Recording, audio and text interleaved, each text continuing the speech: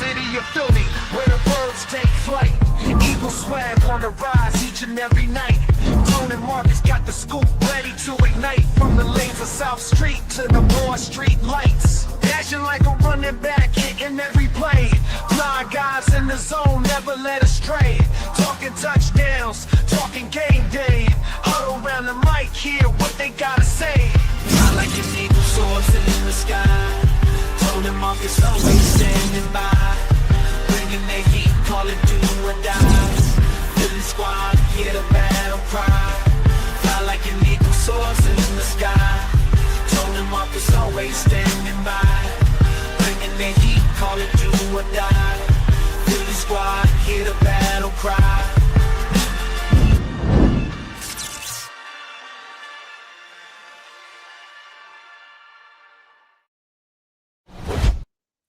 And there it is, ladies and gentlemen. We are back. We are back during the penultimate week of the 2025 regular season for your Philadelphia Eagles. I am Coach Markus with Anthony DeShields II. Anthony, come on, man. That's my younger brother, man. That's my younger brother, man. I tell my parents this all the time. Why did y'all name us Anthony and Antonio? Because it's the same name. It's the same. You know name. what? I didn't even think about that. But that is my mistake. It's the same. It's the same name. My brother Anthony. I'm Antonio. That's what I'm saying. So we had to come up with his own nickname, to separate him. And my friends call me Tone. My I'm a junior. He's not. So the family call me AJ and all that. Did they hit you with the T2? Man, no. They call me AJ. Antonio Junior. No. Man, you gotta be sounding like a Terminator now. The T2000, the T1000, whatever. But man, you guys are phenomenal. Make sure you guys smash that like button. Make sure you guys subscribe to both channels. Subscribe to Pro Fan Talk. Subscribe to Chalk Up Sports. He's Markus Thomas. I'm Tone DeShields II. This is the Bald Eagles podcast, man. We don't take the support for granted, man. We know you guys get these shows 2 times a week. Sundays on game day and Tuesdays. We didn't give you guys a Tuesday show because the holidays was creeping up on all of us. Some of y'all had some We've wrapping gifts. Yeah, some last minute shopping, some last minute rapping. You feel what I'm saying? So this week we kind of just, took a step back and just relaxed, locked in with the family. Hope everybody enjoyed their holiday. We are back in full effect. The content will be back as scheduled this week. And I'm just excited, man. Eagles Bills today in Buffalo. It's going to be a fun game, man. I'm coming into this game loose, Markus. I feel loose. Just as a spectator, right? I don't feel any angst about this matchup. No. About this game. I think after going through that losing streak and then going through the 2-game winning streak now, I feel like I was able to get a lot of emotions just out of my system these past 5 weeks, these past 5 games. And I'm at a point now where, regardless, the team that wanted the most going to win. Jalen Hurts said it on the sideline. Saquon and them talk about it on the sideline. The team that wanted the most going to win this shit. Simple as that. It's not rocket science. There are no teams. We talked about this many times. There are no teams that I'm afraid of. Certainly not the Buffalo Bills, because if you watch that Buffalo Bills and that Cleveland game, Cleveland should have won that game. Cleveland had every opportunity to take that game. They just couldn't do it because their offensive line was so bad. But they struggled with Cleveland, y'all. With Cleveland. So I'm not putting Josh Allen on no pedestal. I don't care how much beef he bought for his offensive line. So you gotta put it on the field. The weather is going to be crappy today. It's going to be cold and wet. I don't know if it's going to be snowing or anything like that, but it's definitely going to be cold and wet. So if there's anything that kind of concerns me, because we don't have the best outcomes when the turf isn't right. Obviously, I'm talking about the Super Bowl a couple years ago, and we be slipping around on our own field a little bit when it gets wet. So they got to put them long studs in.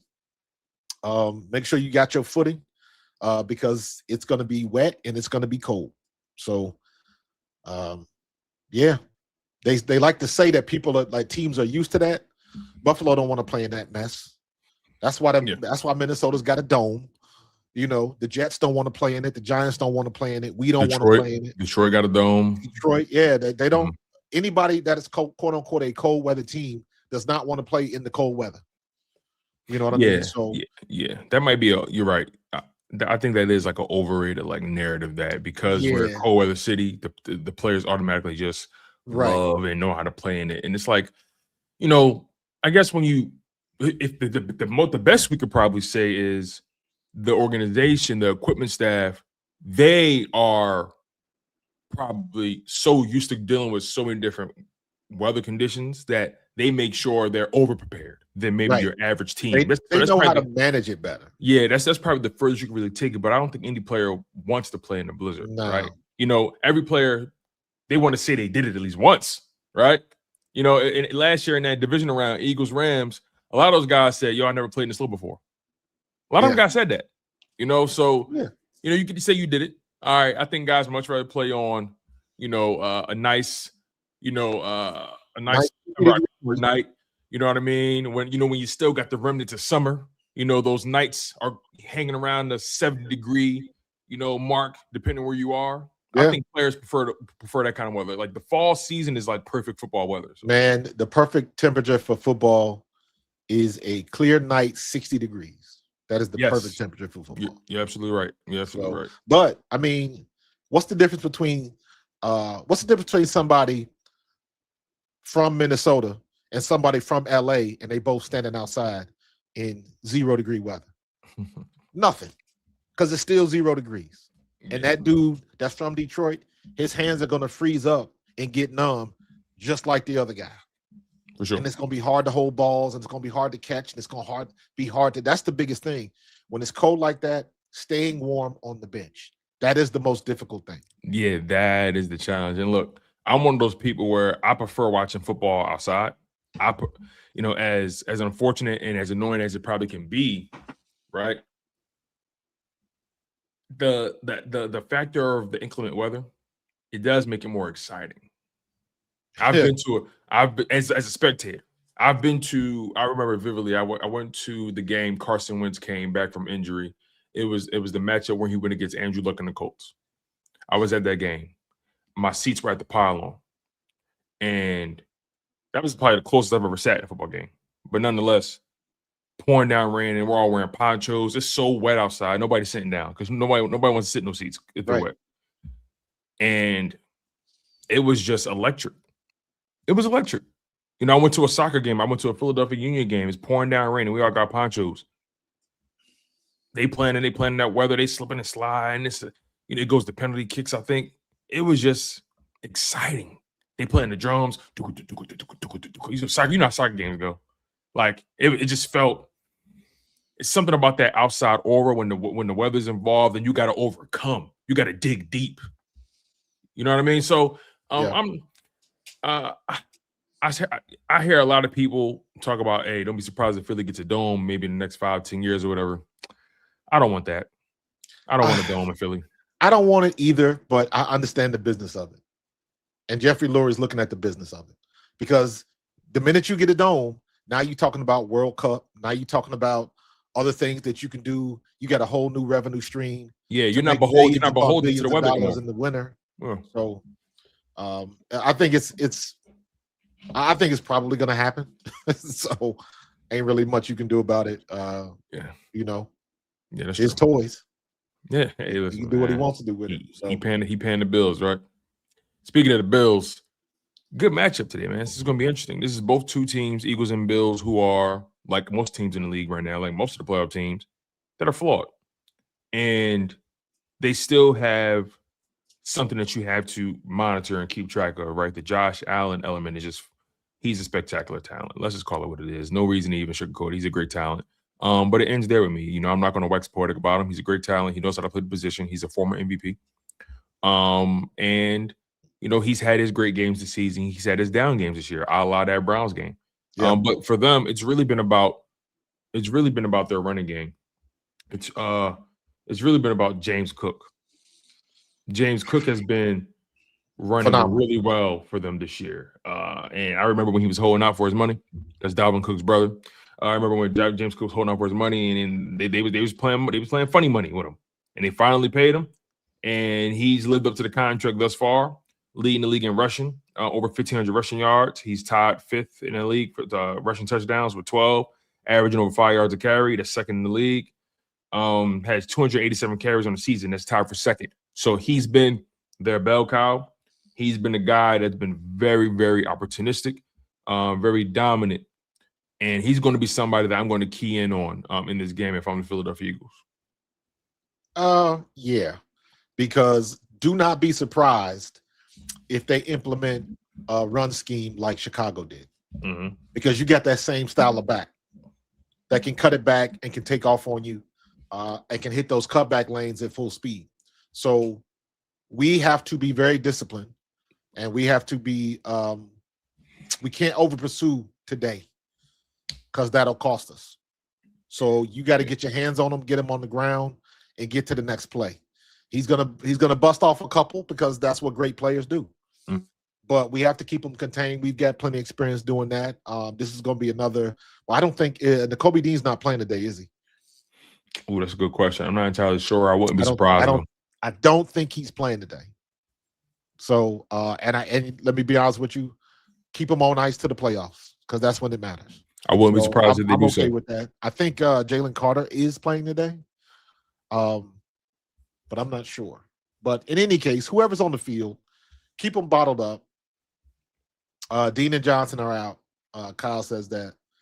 But whoever they got on the field, same rules apply. Yeah. We expect you to produce. We expect you to do your job. And at the end of the day, we got to have more points than they do. I wouldn't be surprised. I'm not scared of Josh Allen. We got to get hands on him.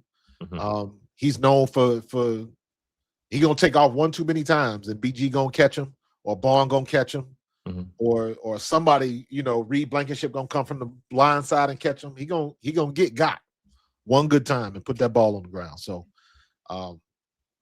it'll be a good game. I want to see some things.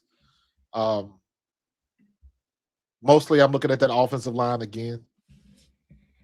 We've had good success the last couple of weeks in our run game, but in my opinion, it was because of the running backs, not because of the offensive line. Yeah, I agree. So I'm looking at these next 2 weeks, we got to tighten some things up going into the playoffs. That's what we got to do. We got to tighten some things up. So let's get in there and handle business, man. Let's get in there and handle business. Yeah. If I'm the Eagles, Dean on ice to the playoffs. Jalen Carter on ice into the playoffs. Lane Johnson on ice into the playoffs. Because right now, the playoff teams are pretty much set. Minus a single team from each conference. The Steelers and the Ravens are still battling it out. And then you have the Panthers and the Buccaneers. So that fourth seed in both conferences is still very much up for debate. That likely will go down to the last game of the season for those 4 teams I mentioned. But the Eagles, they're pretty much locked into that 3 spot. Yeah. They need the Bears to lose 2 straight. I don't think that'll happen. They got to lose 2 straight, and we got to win the next 2, right? Correct. That's the only way we move up? Correct. So you got to win 2. They got to lose 2 straight. I don't think the Bears are just going to lose 2 games in their season. Now, if they do, I mean, hey, Eagles still got to take care of their business at the end of the day. Who are they playing? It's the Bears. Possible. Yeah. Who the Bears playing? Yes, anything is possible. Let's not get it twisted. When I look at the Bears' schedule right now, last 2 games of the year, they have 4. Ooh, they can actually lose these games. They can lose these games. I didn't know who they played. Because the Bears have a good defense. The offense is still okay. I feel like their passing game is still boom or bust. Yes, Caleb Williams is getting better, but he's not there yet. Yeah, they put the 49ers on the road. And 49ers can be. I don't think they're going to beat the 49ers. And they got Detroit in Chicago. Here's the thing: Detroit's officially out of the playoffs. They've been dealing with injuries. They were really bad. I watched that Minnesota game barely. They were awful against Minnesota. Awful. Yeah. Minnesota. There was a point in the game, like in the third quarter, Minnesota had -6 passing yards, and Detroit still couldn't stop them somehow, somewhere. Couldn't do nothing. Couldn't do anything. So, look, and the Niners, they may sit some guys. Who knows? George Kittle likely won't play today. Fred Warner may come back for the playoffs, but those are games that the Bears can win, but it's also games that maybe they can lose as well. Just because Detroit is still talented. They're still talented. And I think they still got some kind of pride. But we'll see, though, man. We'll see how it goes. But I still have a hard time believing the Bears drop 2 straight. It's possible. It's possible. That's the furthest I go. It's possible. I think they lose today in San Francisco. And also it all to me, I think San Francisco is going to beat them, and it depends on what Detroit is bringing to the table. Because Dan Campbell is officially on the hot seat because of his style of coaching. I think he is. Okay. Because his style of coaching has cost him too many games. Going for it on fourth, in my opinion, it's cost him too many games. Detroit should be in the playoffs. Detroit should be in the playoffs because they're going to go back and look at some of them games and like, what happened? Jahmyr Gibbs was good until he wasn't. What happened to Jahmyr Gibbs? So, but again, is that Jahmyr Gibbs' fault, or is that all of a sudden defenses have a game plan to go at your offensive line? Well, so right now they're on the 3-game losing streak. Yeah, lost to the Rams, lost to the Steelers, lost to the Vikings. In their last, let's see here, one. Wow, they've been so inconsistent. Jesus. Yep. This is bad. I'm just gonna look at their last 7 games here. In their last 7 games, they're 2-5. They're 2-5 in the last 7 games. Yeah. If I go to the last 9, what is that? They're 3-9. I'm sorry. Yeah, I'm sorry. 3-6. Yeah. Yeah. And when you really watch Detroit's games, you look at how many times are you in those situations where you're looking at Dan Campbell like, dude, just take the damn points. Just take the points. And less than that, you're only down by 3. Now you're only down by 2. Instead of trying to get it all going for 4th down or whatever, just take the points. Do what's logical. You don't have to be aggressive. And I think if you go back and you look at the whole year, how many games did they give away because they didn't take the points? You know what's crazy? Looking at their schedule with Detroit, this is going to be crazy to hear. Since week 5, they have yet to string together 2 wins in a row.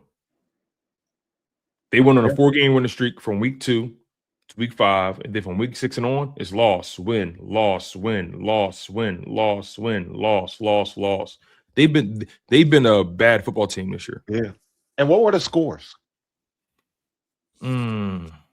So let's go backwards. So Minnesota 23-10, Pittsburgh 29-24, Los Angeles 41-34, Dallas 44-30, Green Bay 31-24. So they're putting up points.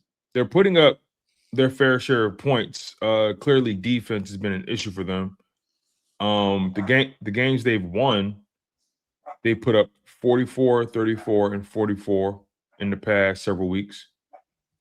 The games they've lost, they've only put up, well, not only, they put up 10, 24, 34, 24, 9, 24. So they have a couple games in there where the offense does not show up. But for the most part, their offense has put up points. Now, nuances matter, details matter. I got to look into the box score and see when those points were put up. Were they garbage points, whatever it may be? Nonetheless, though, Detroit's out of the playoffs, and the seeding for the playoffs is pretty much set. Eagles are trying to see if they can move up to the 2nd seed. It's possible. We'll see how it goes. They got to focus on their plate right now. They got to focus on what's in front of them, and that is the Buffalo Bills, a team that, although they're very, very exciting offensively, that running game, they lead the league in rushing in terms of attempts. They lead the league in rushing in terms of yards per game. They lead the league in rushing touchdowns per game.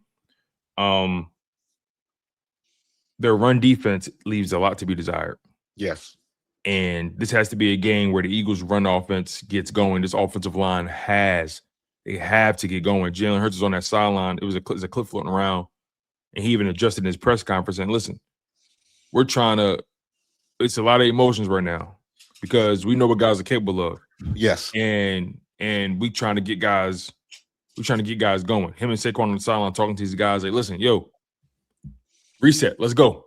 Come on. Like, wake up. Go. But isn't it funny how everybody take that clip and they want to take it somewhere where it don't need to go? Like where? I saw somebody, I tweeted about it. Somebody took that clip and said the Eagles are imploding. And I was like, imploding? I was like, that type of shit happens every game, especially with the offensive line. And I was like, once again, you trying to set a narrative that doesn't exist because either you've never been on the sideline or you just don't like the birds. I think it's the latter. To find it. Here we go. Who posted it? Was it some random account or was it like someone who's reputable? I think it was like a random dude. I didn't know who it was. Somebody named Don Kleiman. I don't know. Oh, like, we don't follow each other. You told that Dove Kleiman character? Yes. Yeah. Yes. I wasn't familiar with him. How can I put this? That page is almost like a caricature of journalism. Yeah. Like they're not, in my opinion, I don't take that person seriously whatsoever. Right. But you know better. Most people don't a lot of them do though. No, because these days, most people, fans included, I don't care if you Philly fan, Buffalo fan, whoever a fan you are, most fans do not do homework anymore. They take what they see on social media or what somebody on ESPN says as gospel. Nobody does their homework. It's very few people that watch tape, and then some of the people that claim they watch tape don't know what they're watching. So for me, I'm like, people will look at this and take that quote and be like, yep, there they go. Eagles imploding again. And it's like, man, this type of shit that happens every game. Every game. If your quarterback or a coach is not hollering and screaming at the offensive line, somebody ain't doing their job. Yeah, that's just the way it happens. And the example I use, I was like, this kind of stuff happens every game. I was like, do y'all remember 3 seasons ago when Clint Hurt had to shut down Sirianni when Jalen Carter got that penalty? Clint Hurt was like, I got it. I got this. And Sirianni had every right to be angry and upset.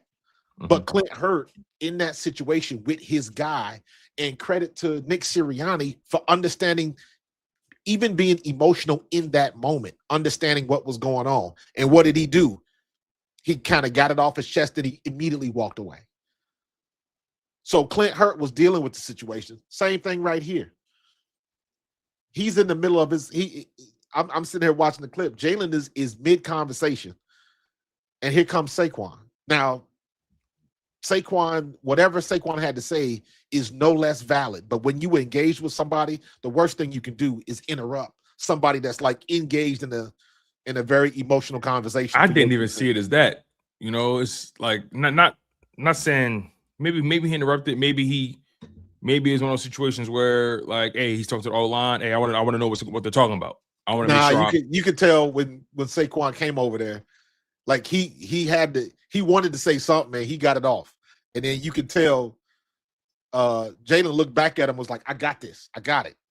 And then Saquon walked away. Yeah, maybe I got to watch it again because I was so focused on what Jalen was saying. I was so focused on him talking to the O-line. I probably got to watch it back. But regardless, though, Saquon, he's the running back. And he's probably like, hey, listen. And also, I don't know at what point in the game that was. That's another part that's interesting. I probably got to look in the background and try to find a timestamp or whatever, but I don't know at what point in the game it was. I want to assume it was when they was probably still down 10-7. And not for nothing, you're talking about 2 captains. Right, 2 captains. And look, when Jalen said, to your point, hey, I got this, Saquon fade it off. They understand what the offensive lineman, because you see who was that? Mailata? Cam Jurgens is standing up. Mailata stands up. They was good with it.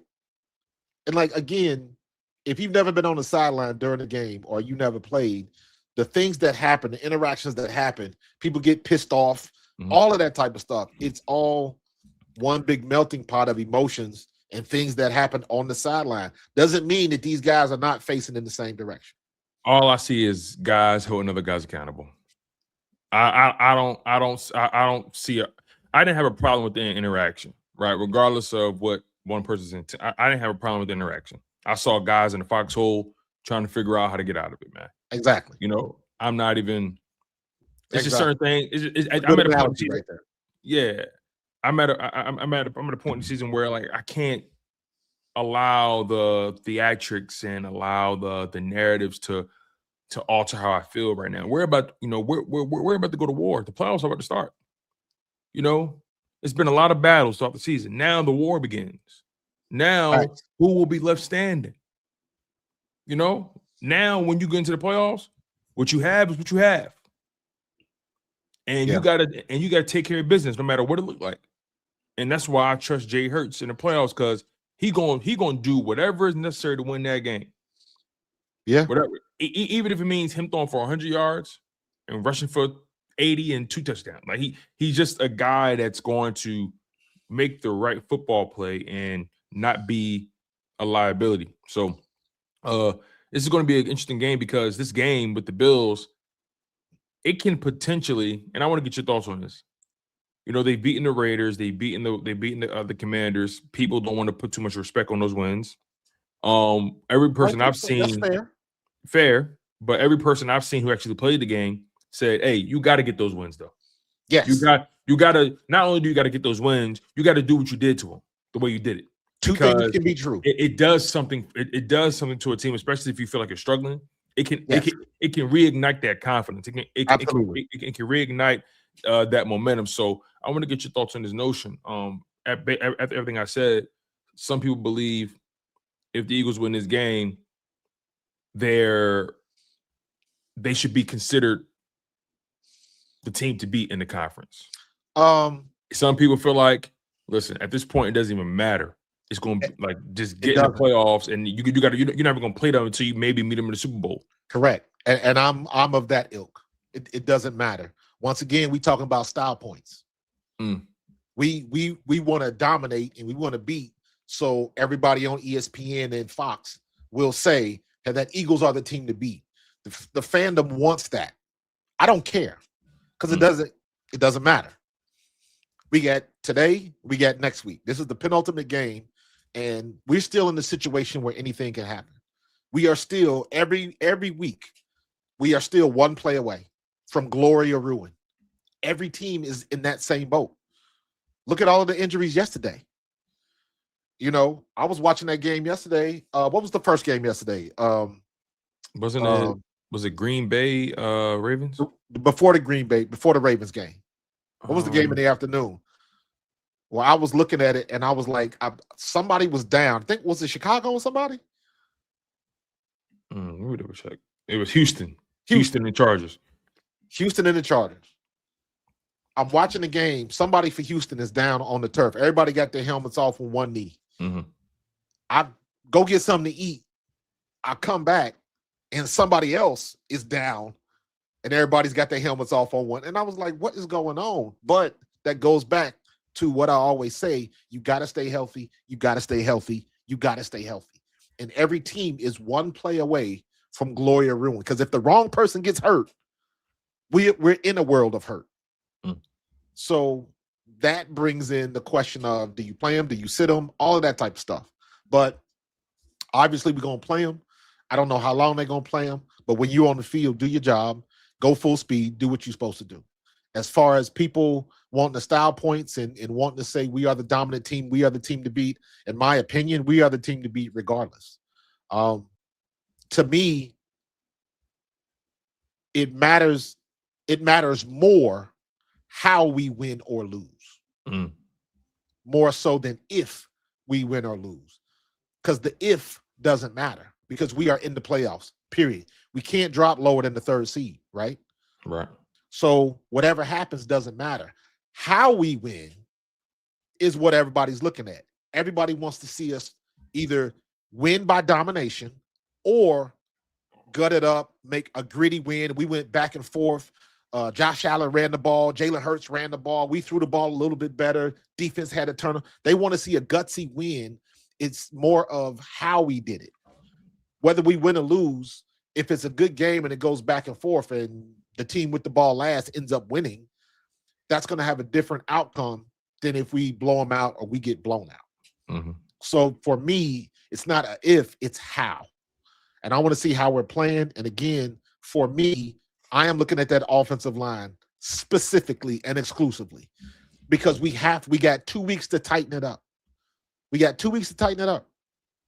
So if we're playing backups, if Steen and Johnson are in there, I need y'all to show up because we are going to need y'all in the playoffs. And I need to know that y'all are ready to go. Cam Jurgens, I got to see something better out of you than I've been seeing this year. You are a Pro Bowl center. You should not have made the Pro Bowl this year. Yo, I'm glad we're having this conversation. I've been waiting to talk to you about that. Dude, he should have never made the Pro Bowl this year. Not even close. There's no way you could tell me he was, and look, it's not an all pro, but it's a Pro Bowl still.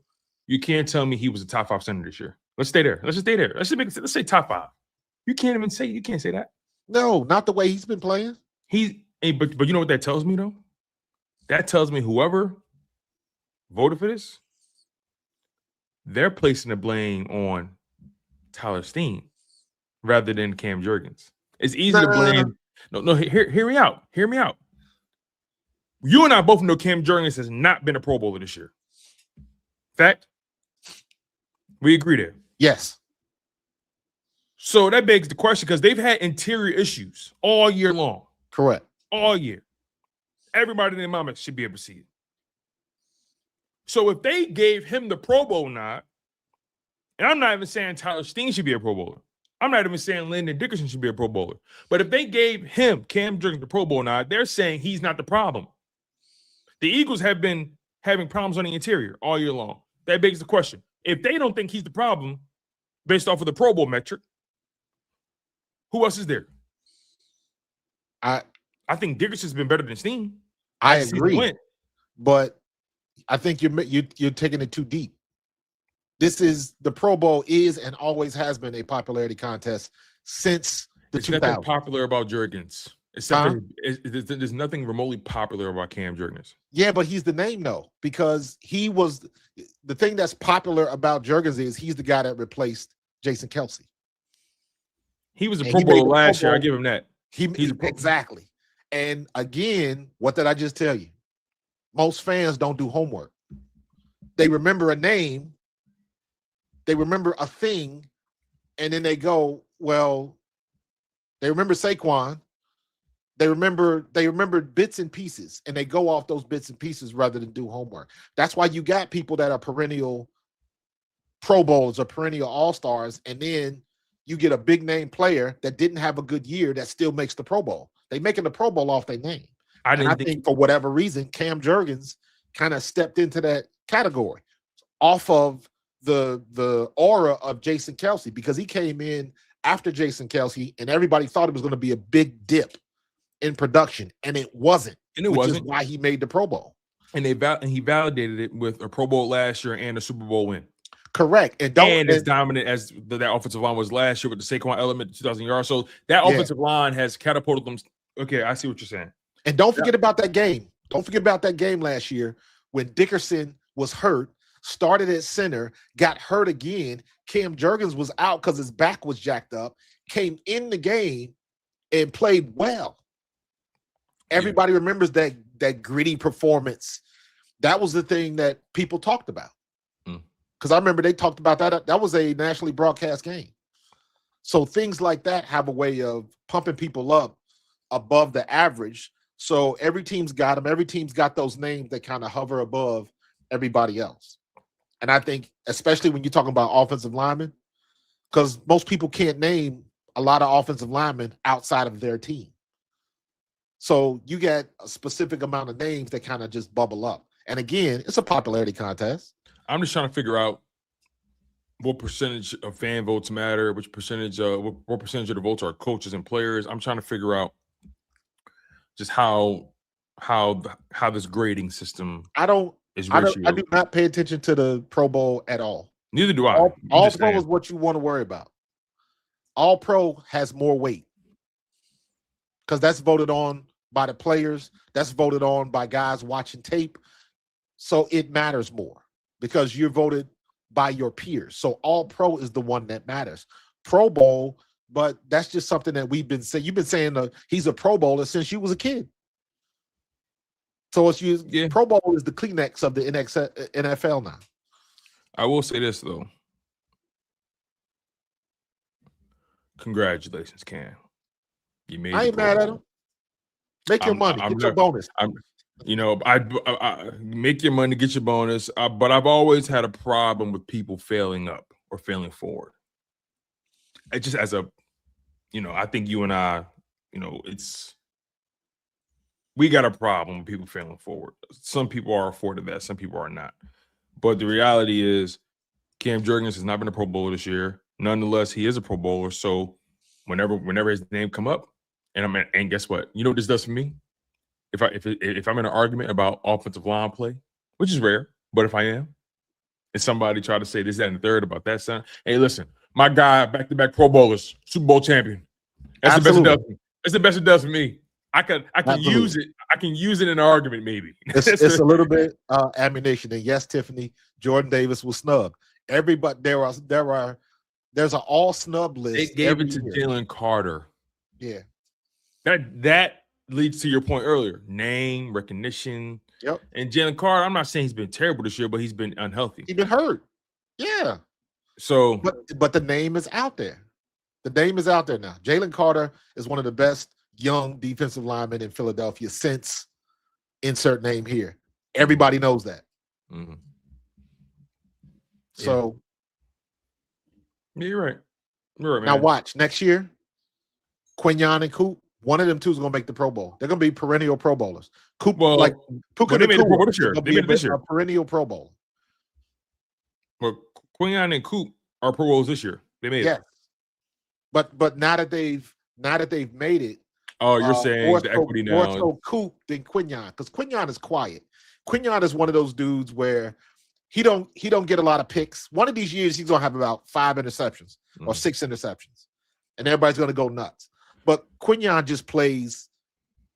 Basically, you could say the whole Quinyon is in the same boat like Darrelle Revis. How many picks did Darrelle Revis have? He was on Revis Island. Nobody threw his way. So he was doing his job and he was that good, but he didn't get the glitzy stats in the picks because nobody threw his way. He did his job too good.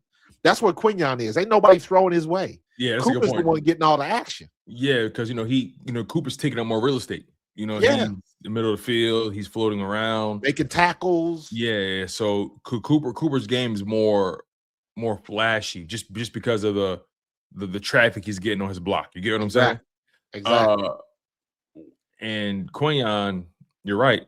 They don't target him because he's always where he's supposed to be. He's always where he's supposed to be. So going forward, I would not be surprised if he stays healthy, if Cooper DeJean makes the Pro Bowl for the next 2 to 3 years. That would not surprise me. Yeah. Because now his name is out there. Yeah. It's going to be interesting to see, though, how it plays out nonetheless. The Josh Allen element of this game today, they've kind of become the comeback kids over the past several weeks. Right. They've been, like one game that stands out to me is that Patriots game. They were down 21 at halftime. Kind of reminds me of that Eagles game against the Rams where they were down like 25 or something like that, 24 at halftime. Yeah. And they just hunkered down and got the dub. You got to give credit to the Bills for doing what they did. Cincinnati had them on the ropes until Joe Burrow imploded at the very end. Cleveland was a struggle bus. Pittsburgh, they dominated them from beginning to end. Allen didn't really have to do much.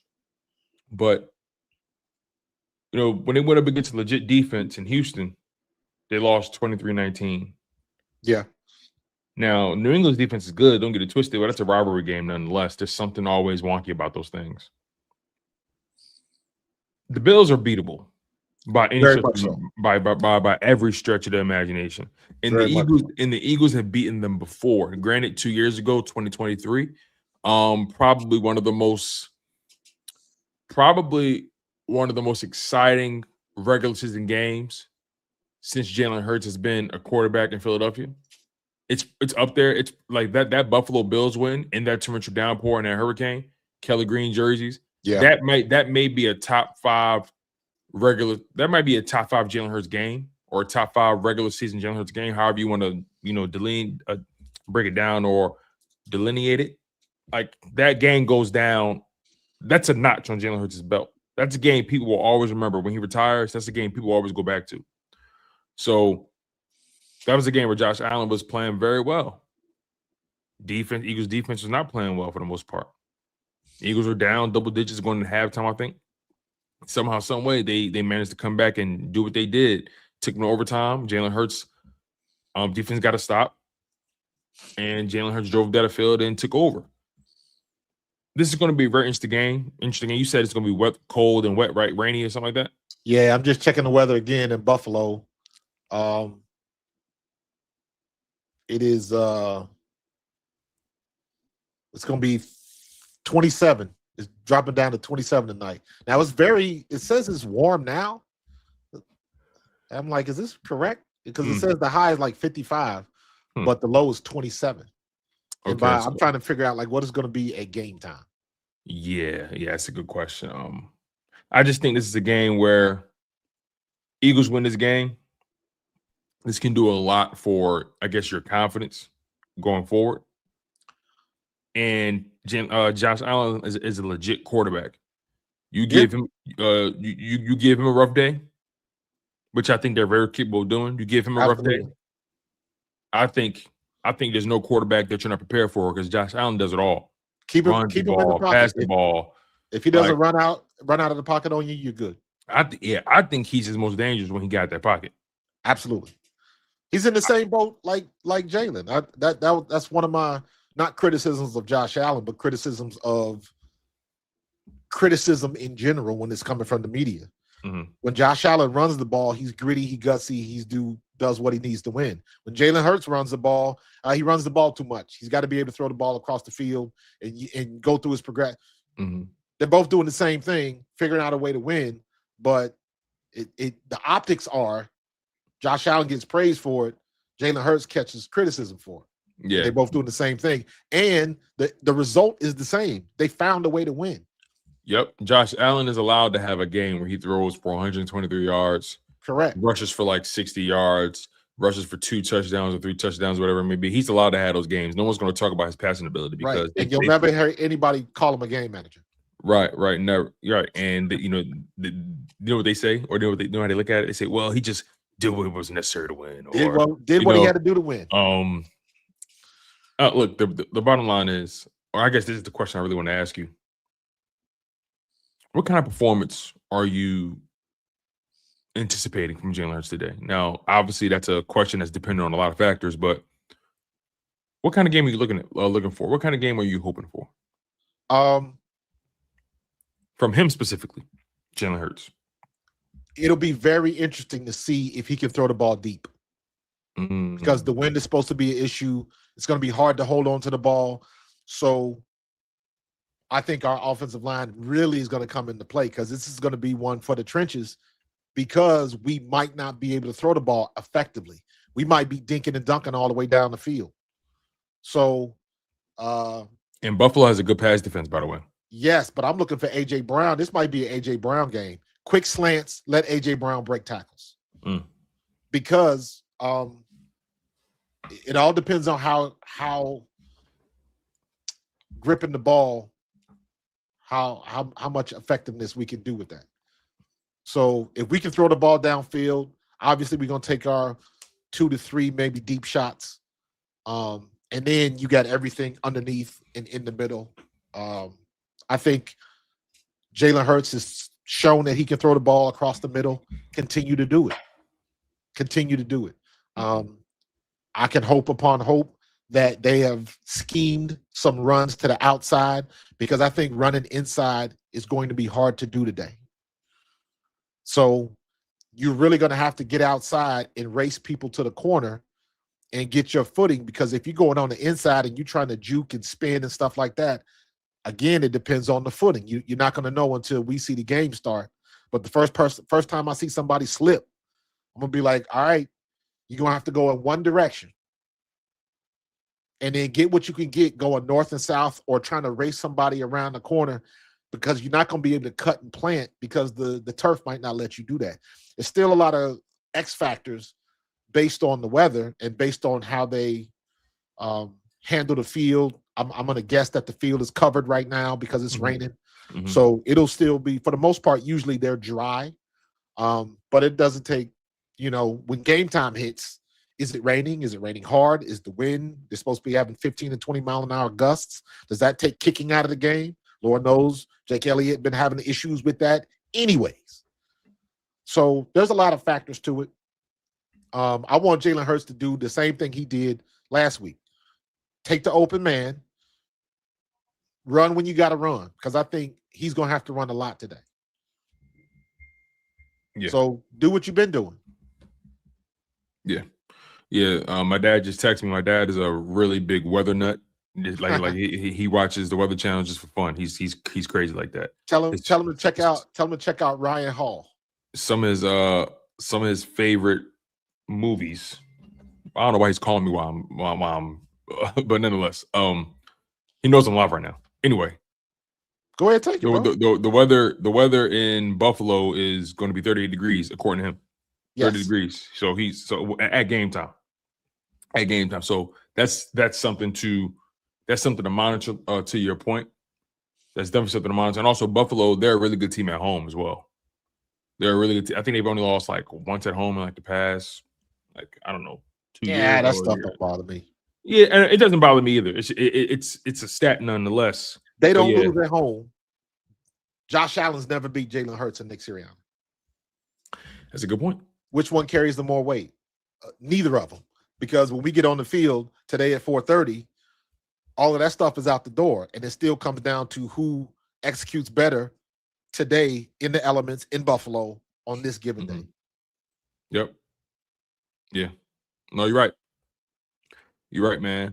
You mentioned AJ Brown earlier. This could potentially be an AJ Brown game. I was looking at some of the numbers, and you know how the Eagles have been criticized, in particular Jalen Hurts and his offense. They've been criticized about not being able to get these guys, going.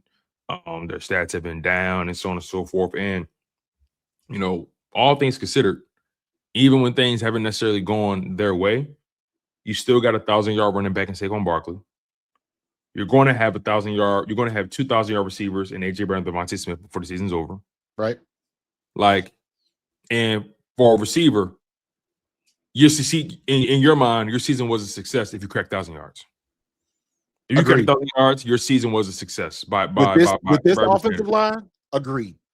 Yeah, and even Mike Evans, right? He has I don't know how many seasons it is. This may be his first season where he doesn't crack 1,000 yards.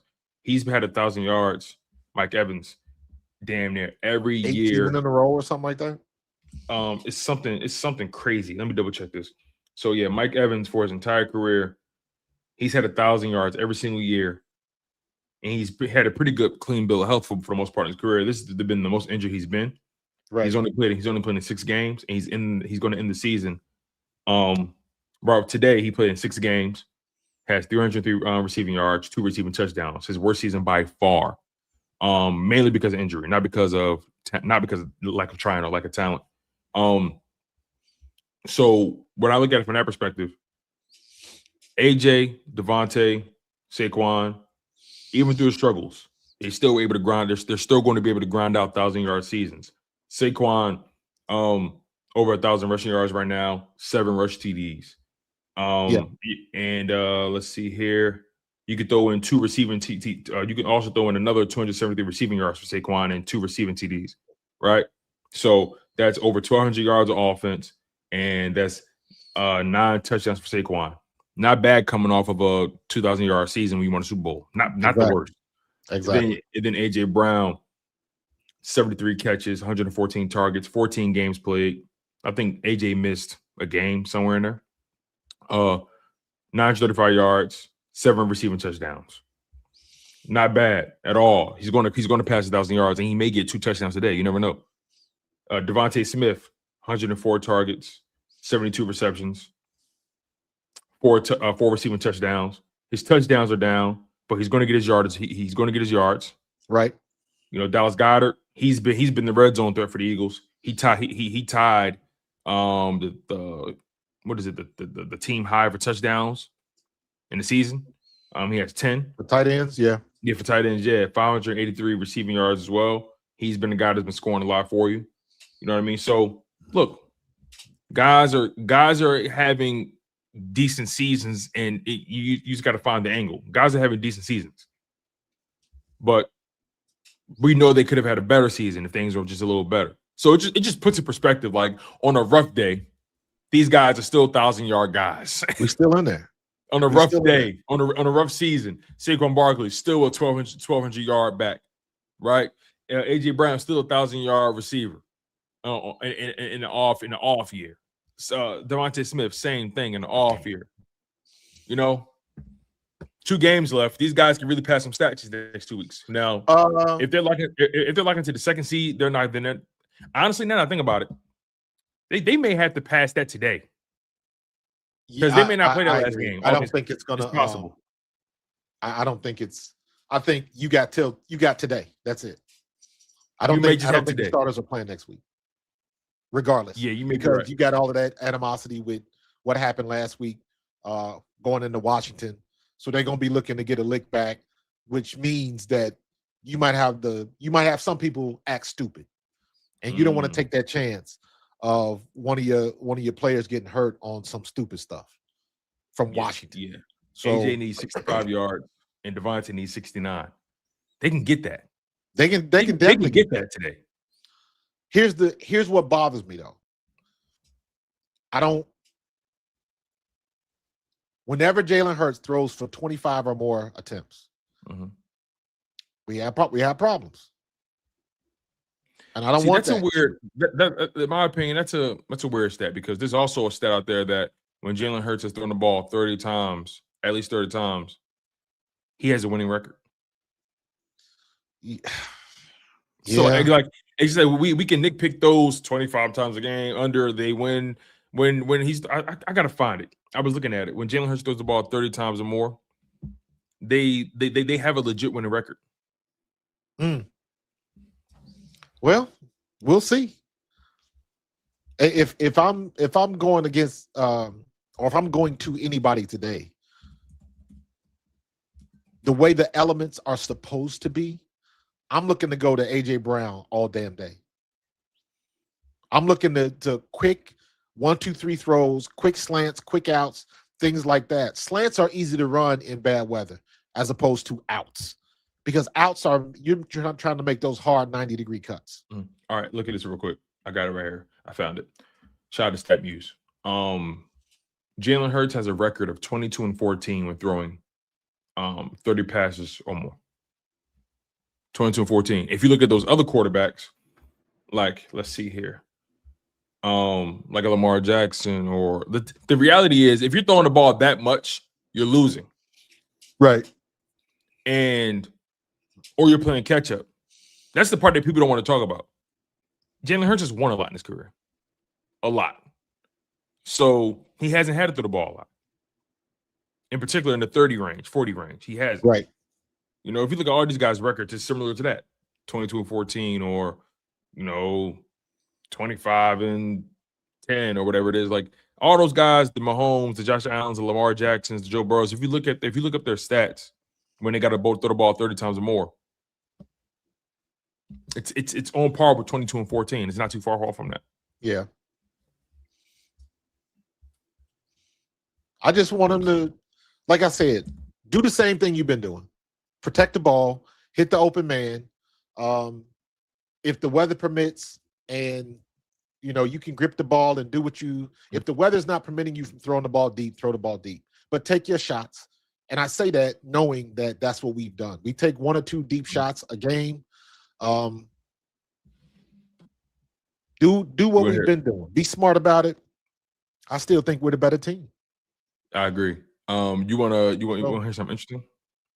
Man, this is just this season alone. Did you know Josh Allen has a 1-3 record when throwing 30 times or more this season? Oof. I'm just saying.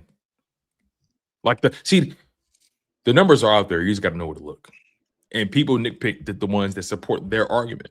Right. And I'm not even trying to say Josh Allen's a bad quarterback, but I'm just trying to put it in perspective that, hey, if a quarterback is throwing the ball 30 times or more, 9 times out of 10 they're losing. For the most part, they're losing, or their running game can't get going. Correct. It's either one or the other. And if you're struggling to run the ball, it's a long day. Long day. Very long day. And the turnover rate goes up exponentially. Right? For Josh Allen's career, he's 50-30 when throwing 30 or more times in a game, including the playoffs. So his team has only won 62% of their games when he's thrown the ball 30 times or more. He has 50 wins and 30 losses. Right. Jalen Hurts is 22-14, kind of like in the same vein from a percentage perspective. It's not the worst thing. So, like, the whole, oh, man, force Jalen Hurts to throw the ball more times and they lose the game, that's just a weird narrative. If you force any quarterback to throw the ball 40 times a game, they're probably going to lose. Probably going to lose. It's just a weird argument they use for Jalen Hurts that kind of peeves me a bit. Sorry. No, but you already said it. He was like they cherry pick points, stats, analytics to prove their point, and it just kind of goes back to the thing that I always say is numbers don't lie, but they do deceive. So, at the end of the day, if you're not watching the game, you are always going to have a skewed perspective of what actually happened. If the only thing you go by is numbers, because you don't know if it was mop-up duty. You don't know if it was stat padding, things like that. So you got to watch the game with your eyes, and then you'll know better. Yeah, you're right. Yeah. So, this is going to be an interesting game, Marcus. It's going to be fun, I think. We're going to see I think it's going to be phenomenal. We're going to see some talented guys on the football field doing their thing. I would love to see a Saquon Barkley shady-esque Buffalo game. Yeah, man. I need to see I want to see a Saquon Barkley 50-yard house call, man. 50-yard house call. He's starting to get that groove back though. That groove coming back, man. I want to see more Tank Bigsby as well. I think Tank Bigsby is an interesting watch. Not because Saquon isn't good, but Tank Bigsby just gives him he gives you a different energy when he's out there. Do we have him under contract? Well, I'm glad you asked that question because they traded for Tank. Tank is still on a rookie deal. And if I'm not mistaken, Tank Bigsby was drafted in 2023. Meaning 2023, meaning has a 4-year deal. So the Eagles have his rights for not only this season, but they have his rights for next season as well. Oh, we drafted him. No, Jacksonville drafted him. Jacksonville drafted. Okay. We traded for him. Jacksonville had him for 2 years, and then we traded for him this season. So he's in his 3rd year right now on a 4-year rookie deal. So we got him for this year and next year. Gotcha. And because he wasn't a first-round pick, there's no 5th-year option there. So they got him cost control for the remainder of this season and next season. Interesting. That's another good get by Howie. Very good get. Because AJ Dillon had a great preseason, and he has barely sniffed the field this year. Yeah, he's still on the roster, but just he's still on the roster. He just collects money. Yeah, he's a break glass. Yeah. He's and AJ Dillon's not an old guy either. He's he's not. No, AJ Dillon's what 25, 26, something like that. Let me see. AJ Dillon is 27. Excuse me, he's 27. Yeah. But he's still, as long as you under 30, you good. He's still in that sweet spot for running backs. Yeah.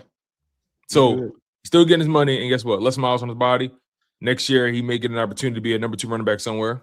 And there we go. There we go, man. All right, we're an hour in. Let's get to some anything you want to get to before we get to our score predictions and bowl predictions.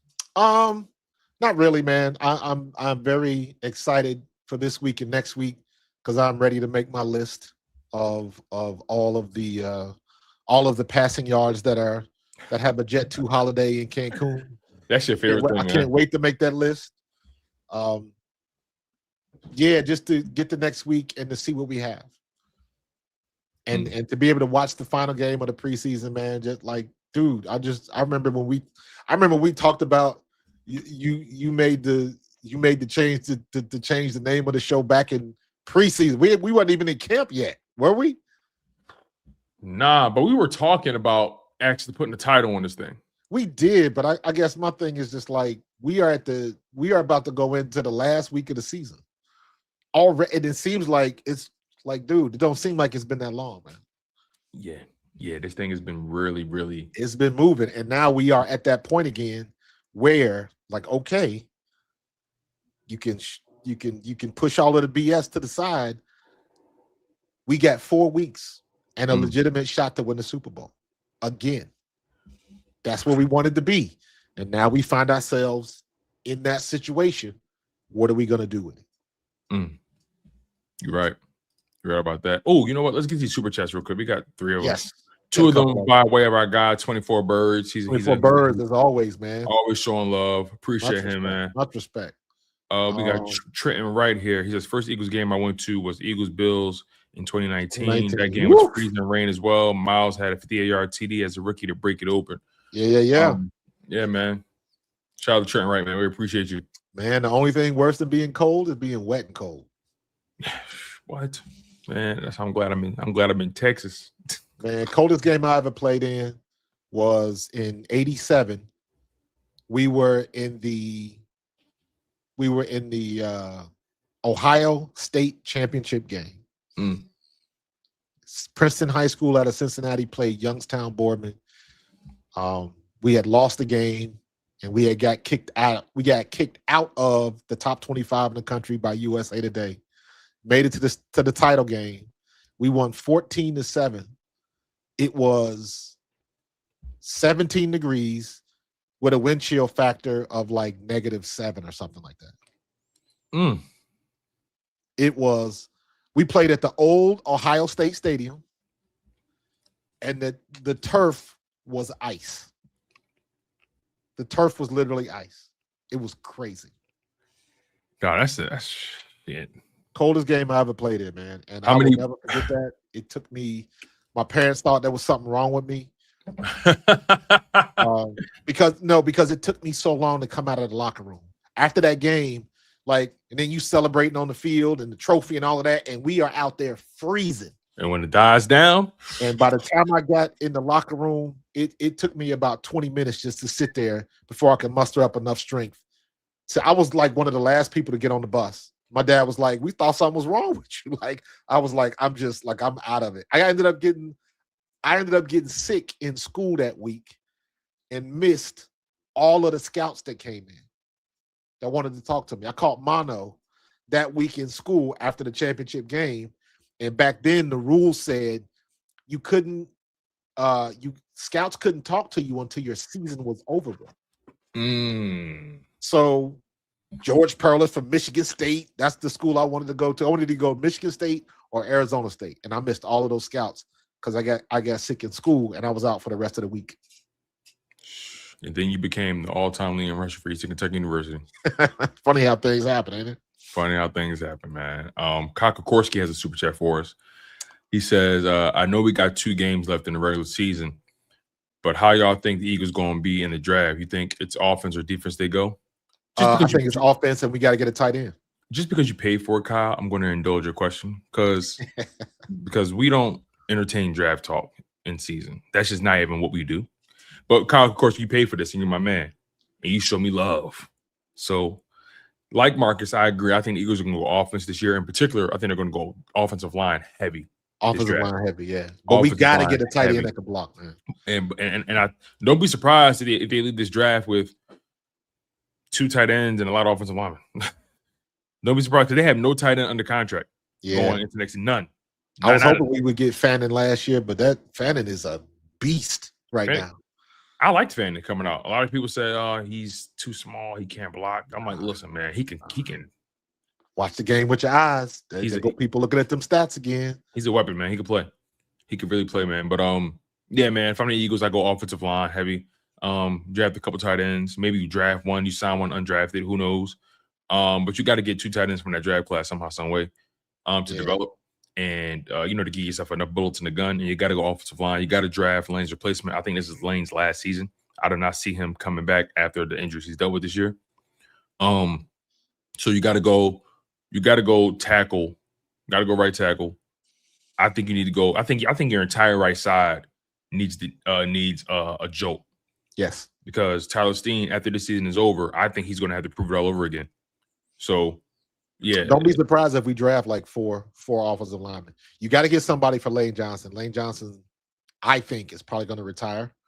Yeah, and again, you want to give yourself enough cracks at the apple. And I would honestly, I wouldn't have no problem with Fred Johnson starting next year. But you got to bring somebody in to push him. You have to. Now Tyler Steen. You got to find a left guard, and you got to have a swing guard that can go both ways. And we got to get some help for Dickerson because Dickerson can't stay healthy. Yeah, man. And hell, neither can Cam Jurgens.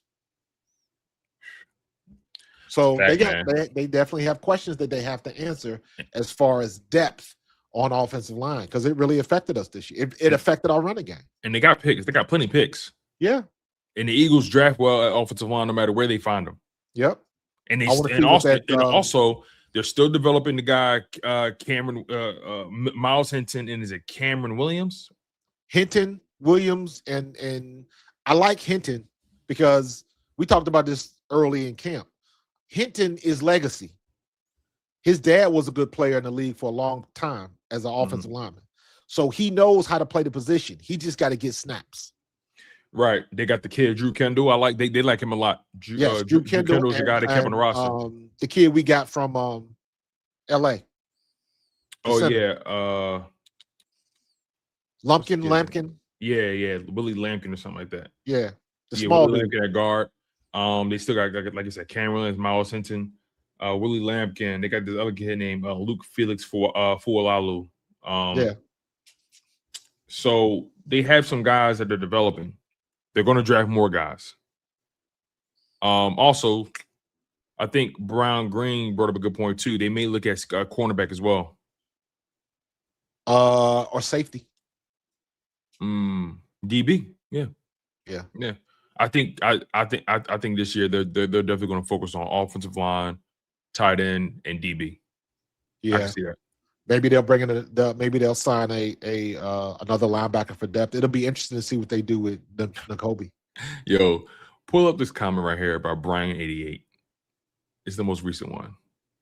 No, Brian88 is right above that. It's a couple above it. He says, "Whatever happened to Ty Robinson?"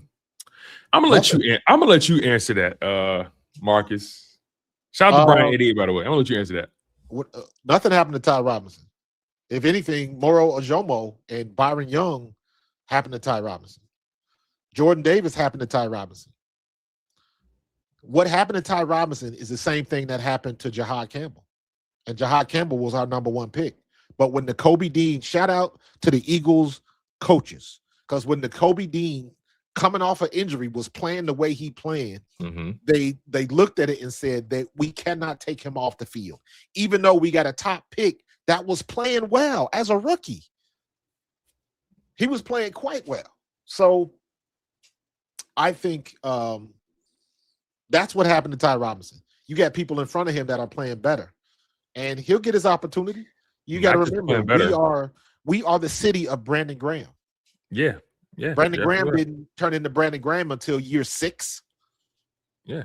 So, and not just playing better, more experience. Yeah. More pedigree.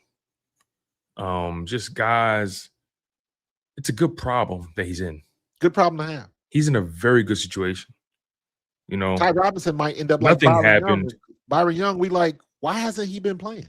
Right. Nothing happened to Ty Robinson. Listen, I don't know how many years Byron Young has left in his deal because I know the Eagles traded for him after his rookie season. Let me see if I can find out real quick because Byron Young, I think they got his rights for a while too, for at least the next 2 or 3 years. Let me see. All right, so Byron Young. All right, here it is. So Byron Young was drafted in 2023 by the Raiders. Eagles traded for him in 2024. So his second season was a wash. He didn't play. He barely played his first year. So his first 2 seasons were washes. The Eagles got him under contract for the remainder of this season and next year. He won't be a free agent until 2027. So if Byron Young continues to go on the trajectory he's going on and he stays healthy, Byron Young's going to get paid from somebody. Moro Jomo. He's going to be another Thomas Booker. Exactly. He may get paid from somebody. And then Ty Robinson, the runway clears. Again, what Howie Roseman has done, he understands the farm system. You know, he understands he's not going to be able to pay everybody, but he pays his anchors. And Jalen Carter, he's going to pay Jordan Davis, I think, as well. And he just continues to rotate. He just continues to shuffle the rotational guys and to draft those guys, find those guys, and develop them. And it's just a stable of dudes. It's just a stable of dudes. Yeah, Milton Williams, who you draft after Milton Williams? While Milton Williams is like 2 or 3 years into his rookie deal, you draft Moro Ojomo. Ojomo, yeah. Moro Ojomo was, I think, in year 3, year 2, year 3, something like that. And then they traded for Byron Young as well. They drafted Ty Robinson. I think they still got the kid Gabe Hall on the roster. Like, they're just continuously. And also, there's something to be said when you got good prospects battling for a check because they trying to get a payday. Mm-hmm. So that keeps that edge going because everybody's trying to get their opportunity, especially when you see what just happened with Bill Williams and Thomas Booker and Max Crosby and Jalen Phillips. They still grinding because you never know when your opportunity is going to present itself. Mm-hmm. So you just got to be ready. They talked all of that stuff when we lost Milt Williams. Us in Philly, we knew about Ojomo. We weren't worried about that. And he showed up. So everybody's waiting for their opportunity to play for their check. You're right. Speaking of which, I know this is out in left field, but you talking about somebody playing for a check. Malik Willis. Good for you, brother. Good for you, young king. Congratulations, man. You just earned yourself a job next year. If Green Bay doesn't keep you, you can go somewhere and start. Or at least have a chance to. Yeah, if you have the opportunity. But you just solidified yourself in this league as saying that you are good enough to be a starting quarterback in this league, regardless of how it started. Yeah, I mean, he's in year 4, and he's 26 years old. And all he's done is just gradually get better. Well, gradually. I will push back on that. All he's done is be developed. That's a good point. All he's done is be developed. That is the process you are supposed to go to or go through. Jordan Love's still struggling. CJ Stroud is still struggling. All these young quarterbacks are still struggling. Then you get to your second, your third year, and look what happens when you are in a situation where you have the same coaches, the same scheme, and you can just learn. So he had to sit behind Jordan Love, got in, did some things here and there, and then for whatever reason, why did it click this year? He got some clock last year, and it didn't look the same. Mm-hmm. Now he looked like he was comfortable in the offense, throwing the ball downfield, making good throws, using his legs. He looked like a competent starting quarterback in this league. Congratulations to him, man. Yeah, he had a good game. Granted, against a Ravens team that is hit or miss right now, but Ravens ultimately pulled away with a big win. Derrick Henry did Derrick Henry things. But Malik Willis had them, and he had them in the thick of that game. He had them in the thick. The defense lost that game. The games got out of hand quick. Yeah. It was weird. Or I should say the defense and a couple of bad snaps by the center. Yeah, man. So, shout out to Malik Willis. He's going to be a free agent next year, or I'm sorry, this offseason. Yep. Somebody going to take a shot on him. It wouldn't surprise me if he ended up a backup in Washington. Or I can see him in Cleveland. Well, that Cleveland quarterback picture is still foggy. It's not about what Cleveland. It's not about what they're going to do with Shador. Cleveland would be stupid to get rid of Shador. Yes, I don't think would. they're going to do it because, in my opinion, they just signed papers to build a new stadium. Who? And it's number 12 jerseys everywhere in Cleveland. And anytime you have a player that you're talking about and you don't live in Cleveland, you got to keep that player because he's bringing interest and money to your organization. And guess what? You got to pay for that stadium and you got to fill it. So if you got to fill it with number 12 jerseys, so be it. That's a good point. And they're looking for a reason to get rid of Deshaun Watson. Now, I don't know how they're going to do that with the money they owe him, but that's not my riddle to solve. That's their problem. Yeah. Deshaun Watson might be a backup next year. The most expensive backup we've ever seen. Yep. We've ever seen, man. Yep. If I was Deshaun Watson, Kirk Cousins is like, hold my beer. if I was Deshaun Watson, once his contract is over, I'm just riding off into the sunset, man. I'm out. Yeah, man. I'm out, bro.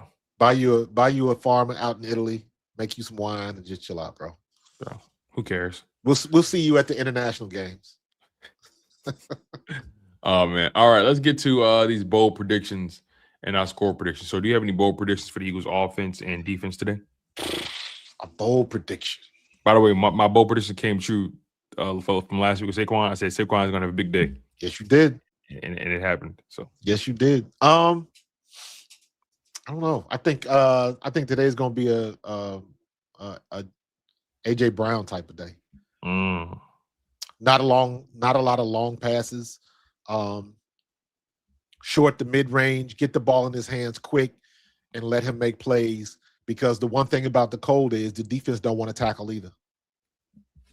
So, physical players have the advantage in cold weather because the skinny dudes, the smaller guys, are cold, and it's very difficult. I don't know if you've ever played in a very cold football game. It is very difficult to tackle in the cold weather. Very difficult. Yeah, that skin be tight, and you don't want that. When you hit the grass and that cold water hits your skin, it soaks through your pants, and you get that shock. Yeah. For that reason, I think this is going to be a big Dallas Goedert day. I can see that. Big Dallas Goedert day. I think Dallas Goedert ends up with I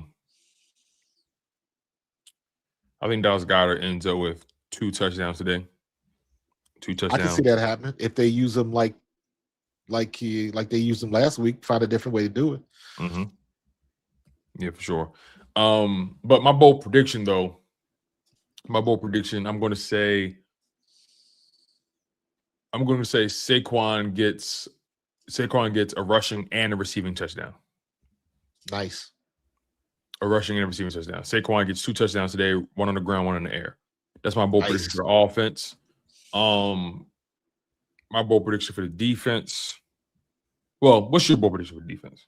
For the defense, I like my man saying Marcus Epps having a good day today, but can we get Q? Can we get Q a pick today? Man, can we get him a pick today? Coop got his pick. Reed Blankenship got a pick this year. We got to get Quinyon a pick, man. I think Coop got 2 of them. Yeah, he does. Yeah, Quinyon need a pick on the resume, especially in the regular season. He need that. Yes. And what better way to get it than on Josh Allen? So, yeah, I like that. So for you, a Quinyon Mitchell interception, I think that's bold, just given the sheer law of averages. For me, Jake won't miss a damn field goal. I like that. Definitely. Oh my goodness! Please don't break my heart today, Jake. Please. My bold prediction for the defense, I'm going to say Jalen Phillips. Jalen Phillips ends the day with 2 sacks. I like Jalen Phillips, man. All that Joker does is come to work. Yeah, Yeah. I don't see him in too many interviews. You don't see that. That is a hard hat, lunch pail type of dude. Yo, he love BG, man. He is a Philly type player. He don't say much. He just put his hard hat on and go to work. Yeah, I was watching the mic'd up, right? And BG got his sack. He was like, damn, man, we gotta start calling you the street sweeper, man. We gotta start calling you the street sweeper, man, because you just clean it up every single time, man. You clean it up. Like, and that's kind of what BG sacks have been. Like, you know, whenever a guy misses a sack or misses an opportunity and the QB tries to get out of dodge, BG cleans it up. Yep. He said, we gotta start calling you the street sweeper, man. But yeah, I think Jalen Phillips has a two sack day today. 2 sack. I like that. Yeah. All right, you guys. Score predictions. Marcus, what you think? I'm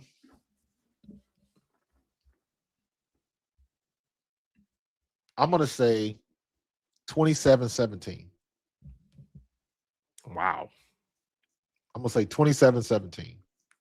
We up by 24. It's a one possession game, and we get a field goal late, and we manage to run out the clock. 27-17.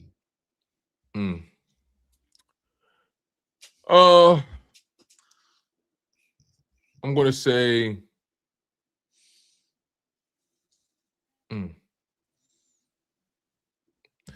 it's a tough one. I'm going to say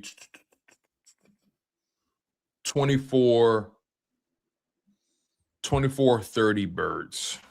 Okay. 24-30 birds. So yeah, the Eagles win 30-24. Isn't it funny?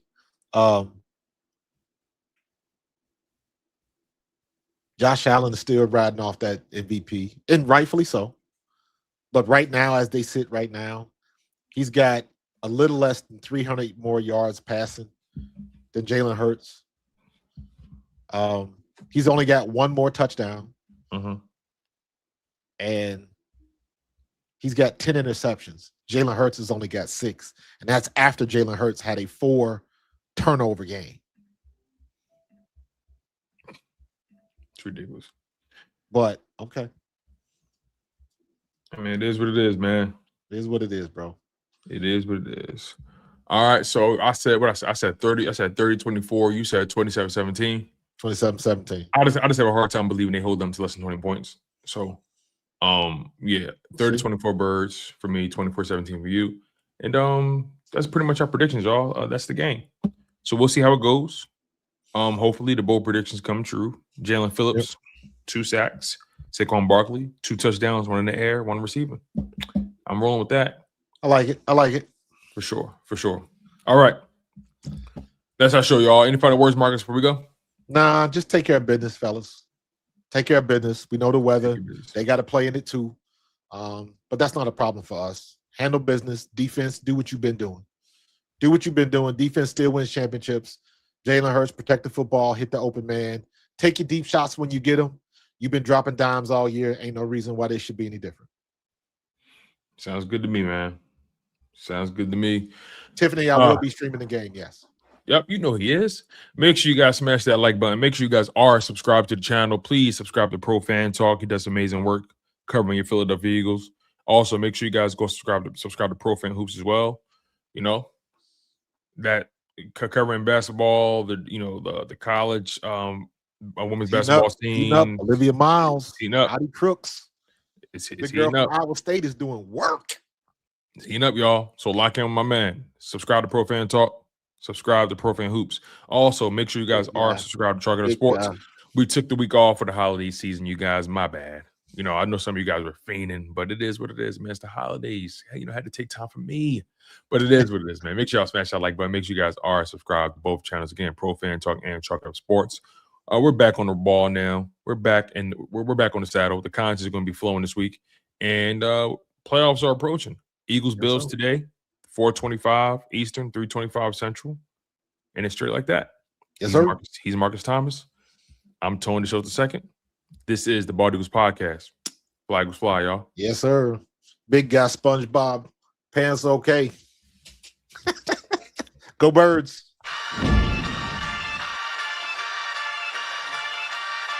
In the city of Philly, where the birds take flight, Eagle swag on the rise each and every night. Tone and Markus got the scoop ready to ignite. From the lanes of South Street to the Broad Street lights, dashing like a running back, hitting every play. Fly guys in the zone, never led astray. Talking touchdowns, talking game day. Huddle around the mic, hear what they gotta say. I like an eagle soaring in the sky. Tone and Markus always standing by, bringing their heat, call it do or die. Philly squad, hear the battle cry. Fly like an eagle soaring in the sky. Tone and Markus always standing by, bringing their heat, call it do or die. Philly squad, hear the battle cry.